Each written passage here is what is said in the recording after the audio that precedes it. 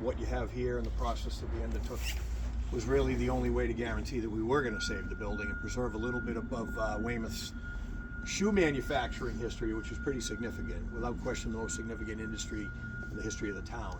And we're fortunate that we do have some of the old buildings that still remain, but not a lot of history associated with those buildings. Some of those buildings people don't realize were former shoe factories.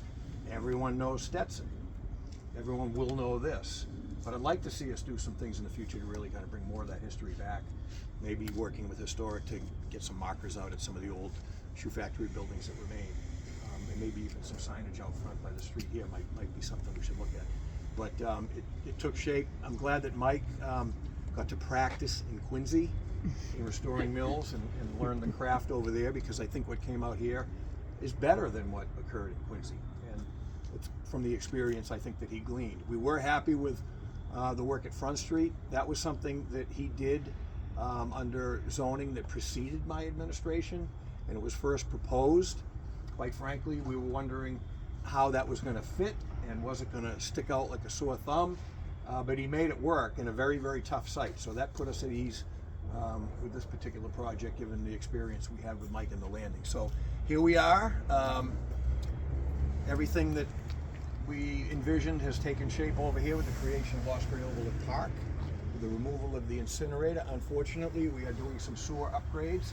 We have some unsightly pipes that are going to be there for a little bit, but that's to improve the infrastructure in this region, and especially the attention that the pump station is getting over here, which handles a significant amount of, I'll just diplomatically call it outflow. Yeah.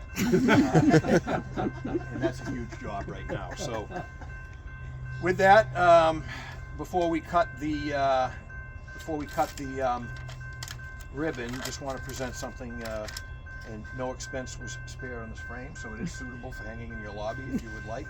Absolutely. To mark this occasion. And it reads, "The Overlook Weymouth, on the occasion of your ribbon cutting ceremony, it is my distinct honor and pleasure to welcome you to your new location at 44 and 70 Wharf Street. On behalf of all citizens, I hereby extended my very best wishes for success today, tomorrow, and always, given under seal of the town of Weymouth, signed the 16th day of November, 2023, Robert Hedlund Mayor." So congratulations. Thank you very much. You and all your staff. Thank you very much. Thank you. Crew that did the work. Thank you very much. Everyone associated with getting you across the finish line. And just one quick anecdote about the site.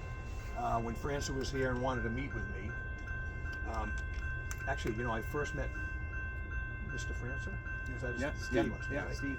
When I first met him, it was probably about 15 years ago, and he actually came up to the State House to lobby me on an issue totally unrelated to all of this. So that was interesting. And I said to him back then, 15 years ago, I'd love to see the inside of that building. I've never been in.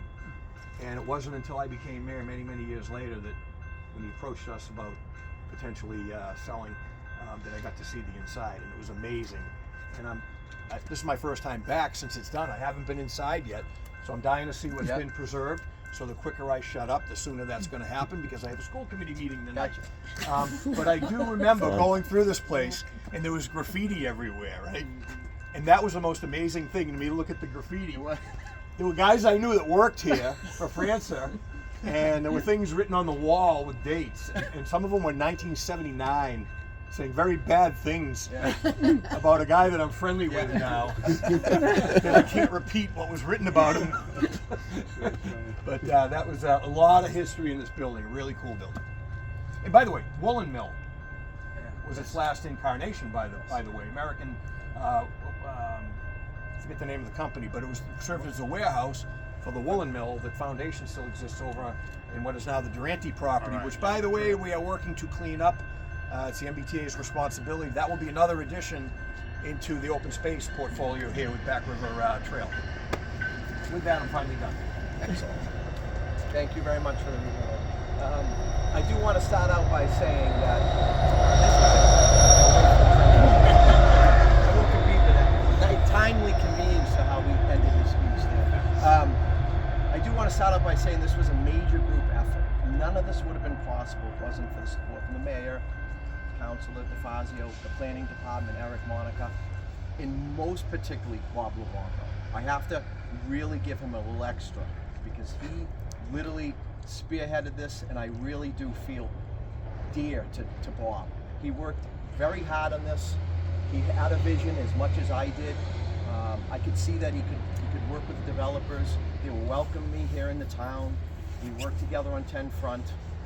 10 Front, as you know, first time we went in there, it was a little bit of, ooh, I'm not sure I like that. I don't know if I want that. And I got a lot of that. And then later We on, got a lot of it. Yeah, a lot of it. And later on, I said, trust me, this is what people want. I know what they want to live in.